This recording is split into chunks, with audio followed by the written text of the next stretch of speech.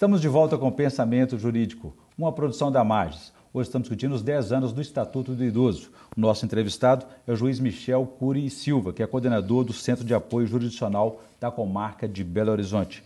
Doutor Michel, deixei para o senhor uma questão no bloco anterior a respeito das denúncias. Como são feitas as denúncias? Como é possível comprovar uma agressão ao idoso, caso ele não tenha iniciativa de apresentá-la?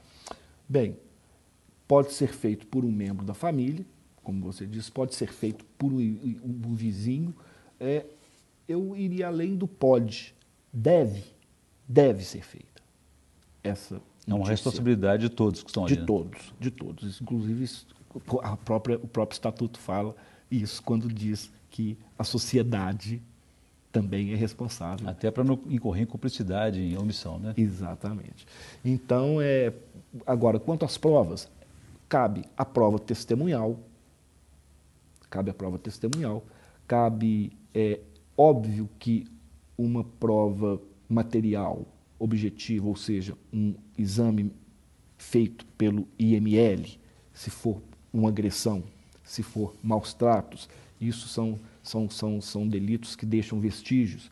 Então, pode ser feita uma perícia, um laudo, né, para comprovar aquela agressão, aquela lesão, que pode ser também, não apenas física, a lesão psicológica também, ela pode ser diagnosticada, ela pode ser aferida por um profissional. Mas o Estatuto e tanto a lei processual, penal e civil, eles permitem todos os meios de prova cabíveis em lei. E quais seriam? Testemunha, prova testemunhal, prova documental, prova pericial, né? São esses os meios de prova que a gente tem, além da própria palavra do idoso, ou seja, o depoimento da própria vítima, né? E como são tratadas essas práticas mais comuns, desde a negligência, a omissão, a agressão, a discriminação? Quais são as penas para esses casos? Olha, o Estatuto, como eu disse anteriormente, ele tem, a partir do artigo 92 ou 93, pelo que eu me lembro, ele define uma série de delitos de tipos penais que antes não existiam e também traz alterações ao Código Penal com causas de aumento de pena quando as vítimas, né, os ofendidos, são idosos. E, de uma maneira geral, o que pode ser feito em termos processuais é que o Ministério Público, ele tem, dentro do próprio Estatuto, o Estatuto do Idoso, ele prevê também, em determinado capítulo, a atuação do Ministério Público para atuar, nesses casos em que o idoso é vítima de algum crime, de algum ilícito, não só penal, como também civil ou administrativo. Por exemplo, existem várias arbitrariedades cometidas contra idosos na questão dos reajustes de plano de saúde. O que a lei diz a respeito disso? Muito bem, o Estatuto ele vem proibir isso também, que os planos de saúde se abstenham de aumentar mensalidades, o valor da mensalidade. Por conta da idade. Em razão da idade, né? Recentemente, uma instituição entrou questionando isso no Supremo Tribunal Federal, quanto àqueles contratos que foram realizados antes da vigência do Estatuto. Há 10 anos. Porque seria um ato jurídico perfeito, e o ato jurídico perfeito também ele é protegido pela Constituição. Mas os juízes, os magistrados e tanto o legislador, nós temos que levar em conta que nós não estamos num mundo de faz de conta, né, em que se deve prevalecer estritamente o que está no papel. A gente tem que pensar no bem comum. No alcance do direito, né? Na efetivação do direito. Particularmente, eu acho que esse é um argumento que é furado, com todo respeito, aos telespectadores pelo uso dessa palavra. Mas não vejo nenhuma procedência nisso. E qual que é o intuito disso? É justamente ferir aquilo que a legislação veio veio tentar abolir.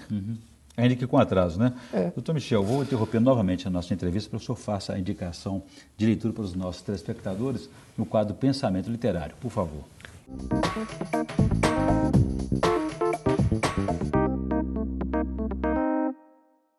Olha, eu venho lendo e sempre tenho na cabeceira da cama um livro muito interessante que chama O Livro das Citações, de Eduardo Gianetti. Filósofo mineiro, inclusive. Exatamente. Que ele traz ali um histórico da filosofia, né? Desde os tempos de Platão, passando por Nietzsche, Schopenhauer, aos filósofos mais modernos, Pope, e abordando diversos assuntos, né? Inclusive a questão da idade também. Então eu recomendo, é um livro que eu recomendo para todas as pessoas, independentemente da idade, para estudantes, todas as faixas etárias. O mundo visto pela filosofia, né?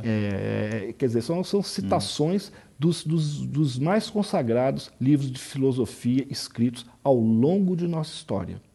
E, se você me permite, Orion, recentemente foi publicado nos Estados Unidos um livro de um autor, um articulista do New Yorker, um jornal norte-americano, Jim Holt, que ele ainda não foi traduzido para o português, mas aqueles que tiverem acesso à língua inglesa, e eu acredito que em breve, porque foi um livro que foi um best-seller, que está na lista dos mais vendidos, ficou na lista dos mais vendidos por muito tempo nos Estados Unidos, que é o Por que o Mundo Existe.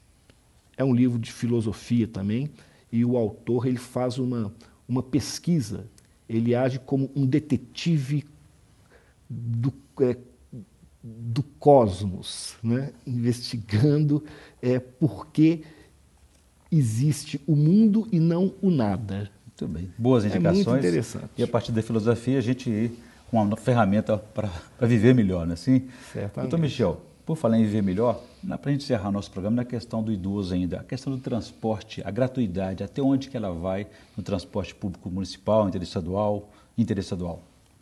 Sim.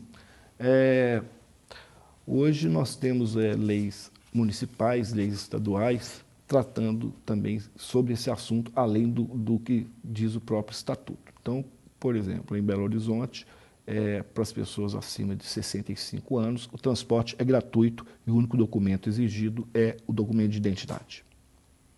Para o transporte interestadual, o estatuto fala em 2 vagas em cada coletivo. No caso, por causa da viagem, né? E também na cobrança da metade do preço para aqueles idosos, considerados idosos, aí já falo dos acima de 60 e não 65, que ganharem 2 salários mínimos ou menos.